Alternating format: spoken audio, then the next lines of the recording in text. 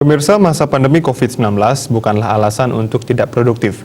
Banyak ide kreatif yang bisa diwujudkan dan bahkan mampu mendatangkan manfaat ekonomis.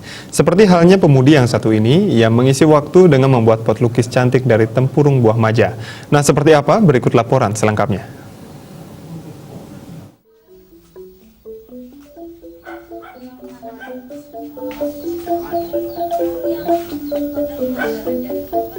Berawal dari hobinya berkebun, Niputu Nia Apriani kekurangan pot untuk media tanam. Kebetulan di kediamannya di Desa Jelijih, Megati, Tabanan, terdapat pohon maja yang berbuah lebat. Buah maja yang berukuran cukup besar ini biasanya dibiarkan berserakan begitu saja. Muncul gagasan untuk memanfaatkan tempurung buah maja yang telah kering sebagai pot pengganti tempurung kelapa. Awalnya ia sempat ragu dengan kekuatan pot dari buah maja. Namun setelah dilempar ternyata pot ini tidak pecah. Cara pembuatan pot lukis ini cukup mudah. Siapkan buah maja yang sudah matang sehingga tempurungnya keras. Setelah itu bersihkan isi buahnya dan kulitnya diamplas. Setelah itu dijemur. Setelah kering baru dilukis. Putu Nia sendiri selain hobi berkebun juga menggembari aktivitas melukis. Dengan menggunakan cat akrilik dan teknik kolase, ia menuangkan jiwa seninya untuk mempercantik pot buatannya.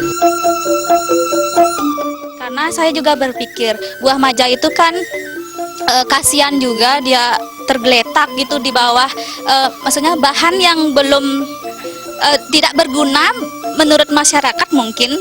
Saya coba untuk gali agar berguna untuk masyarakat itu sendiri.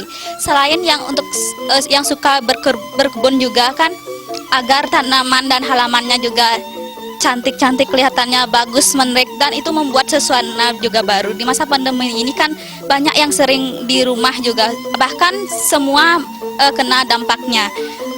Siapa tahu ada yang berminat untuk berkebun gitu.